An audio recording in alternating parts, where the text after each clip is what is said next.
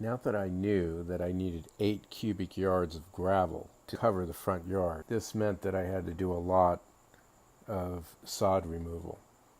I did not want to use a sod cutter because of the slope of the yard and the fact that I had crabgrass, which has roots that go very deep and that the cutter could not get. As you can see in the pictures, it just took a lot of manual effort. Notice the size of this bougainvillea. In later pictures, you'll see that it's actually, I ended up reducing it down to a bush. It actually was, I think, healthier for it. This bougainvillea is probably at least 50 years old, maybe longer.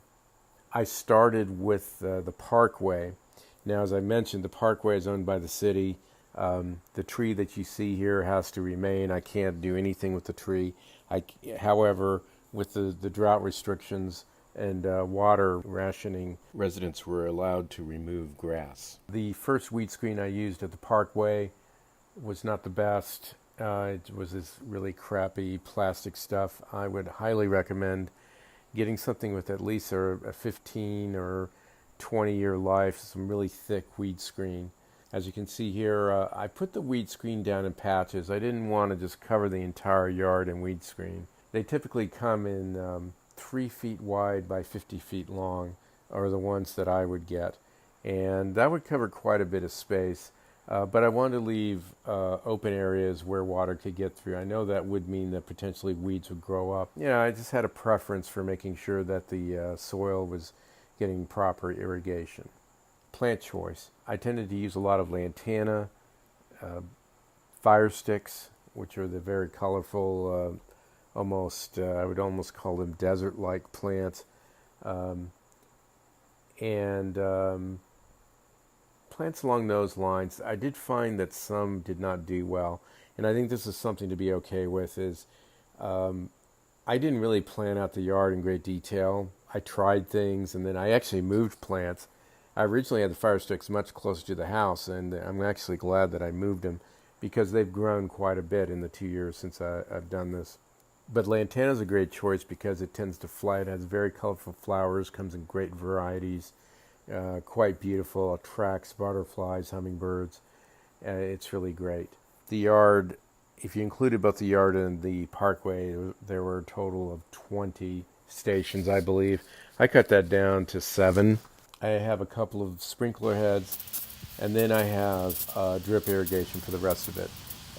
Which I think is a nice choice because it is nice to have a couple of sprinklers, I think, to spray. Hummingbirds particularly like it because that's how they actually will wash themselves. They actually fly through spray to clean themselves, and so I like having that as another alternative rather than just doing all drip irrigation. Shortly after doing the front yard, I also took care of the side yard, which is behind the fence. One of the first things I did was to have a gate installed. I like having, because I have another property, and I like having gates on both sides of the house. I don't know why. I just like having access. Kind of an interesting story here is this is kind of where you know when you need to hire someone to do something. I found these really great people who sold me this gate for next to nothing. Great quality gate, much better than anything you could have got at a big box store. And they explained kind of how to install it and to put the concrete in and everything. And I said, oh, great, well, that'll be a great project and I'll learn new things. And I put this gate behind the fence, and 6 months later it was still sitting there. so I ended up just hiring them. Cost breakdown. Gravel purchase and delivery was $700. The weed screen was 100, and I'm going to throw the gate in here as well, which was $300. Plants ended up costing $400. That's including the ones that didn't make it.